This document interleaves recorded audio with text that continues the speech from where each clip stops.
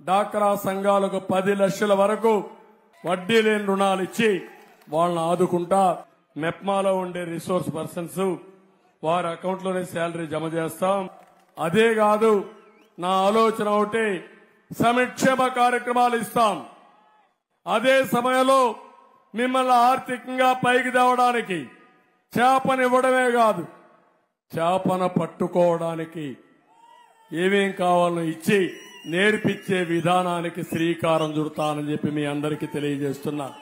నిన్న కడప నగరంలో 7 road circle నందు జరిగిన ప్రజాగలం సభకు తెలుగుదేశం పార్టీ అధ్యక్షుడు నారా చంద్రబాబు నాయుడు గారు వచ్చి డ్వాక్రా మహిళల కోసం ఒక వాగ్దానం చేసి వెళ్లారు. దాని ప్రకారము డ్వాక్రాలో పనిచేసే ఆర్పీలకు అందరికీ వాళ్ళ యొక్క జీతాలు వాళ్ళ అకౌంట్లలో పడే విధంగా చేస్తామని చెప్పేసి మనకు మద్దతు పలికినారు. నేను ఈ సందర్భంగా మీకు అందరికీ డ్వాక్రా ఆర్పీలకు అందరికీ తెలియజేస్తున్నాను, తెలుగుదేశం పార్టీని సపోర్ట్ చేయాలా, మీరు కోరుకున్న విధంగా మీ యొక్క జీతాలు మీ అకౌంట్లో పడే విధంగా మేము పనిచేస్తాము. అలాగని రాబో కాలంలో మీకు ప్రభుత్వ ఉద్యోగాలు స్థిరంగా ఉండేటట్లు చేసి ఆ విధంగా ప్రభుత్వం వచ్చే బెనిఫిట్స్ని కూడా మీకు అందే విధంగా మేము పనిచేస్తాము, శ్రమిస్తామని ఈ సందర్భంగా తెలియజేసుకుంటున్నాను. ఇది ఒక మొదటి అడుగు మాత్రమే. చంద్రబాబు నాయుడు గారు మీకు ఇచ్చిన వాగ్దానము.